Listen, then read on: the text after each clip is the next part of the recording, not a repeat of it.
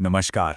आज हम किसी प्राचीन ग्रंथ की बात नहीं करने वाले हैं, बल्कि एक ऐसी गाइड की बात करेंगे जो आज भी हजारों साल बाद जिंदगी के सबसे मुश्किल मोड़ों पर रास्ता दिखाती है।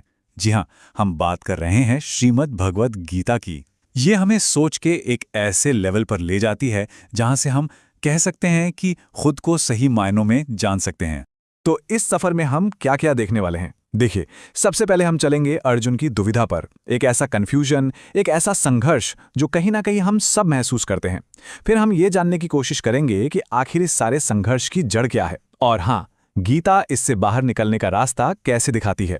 हम उन ताकतों को भी समझेंगे जो हम पर असर डालती हैं, और आखिर में ये देखेंगे कि यह हजारों साल पुराना ज्ञान आज हमारे लिए इतना जरूरी क्यों है। जरा सोचिए, कुरुक्षेत्र का मैदान है, दोनों तरफ सेनाएं खड़ी हैं, युद्ध के लिए तैयार, और ठीक बीच में महान योद्धा अर्जुन अपने रथ पर हैं। लेकिन उनके हाथ कांप रहे हैं, उनका गांडीव धनुष भी कांप रहा है। वो एक ऐसी लड़ाई लड़ रहे हैं जो हथियारों से नहीं बल्कि दिल और दिमाग के अंदर लड़ी जा रही है। अर्जुन के शब्द देखिए, मेरा पूरा शरीर कांप रहा है, मैं अब खड़ा नहीं रह सकता, मेरा मन चकरा रहा है। ये किसी योद्धा का डर नहीं है, ये एक इंसान की आत्मा का संकट है।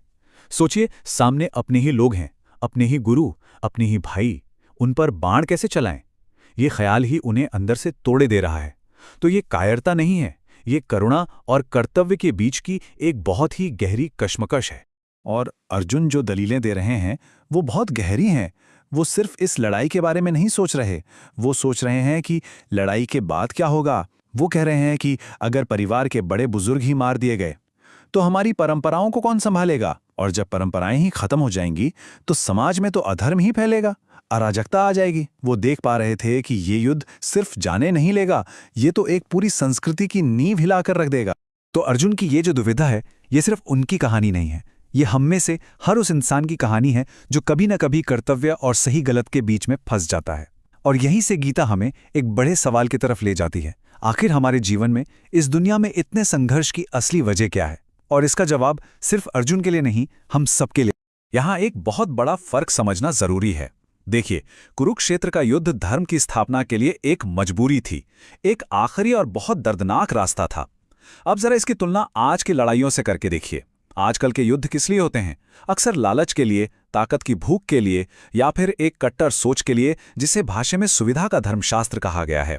मतलब भगवान तो हमारी ही तरफ हैं वाली सोच। और यहीं पर यह बात अर्जुन के कंधों पर एक बहुत बड़ा बोझ डाल देती है कि बुराई को जीतने के लिए बस इतना ही काफी है कि अच्छे लोग कुछ भी ना करें। जरा सोचिए, अगर अर्जुन उस वक्त अपना धनुष रख देते तो क्या वो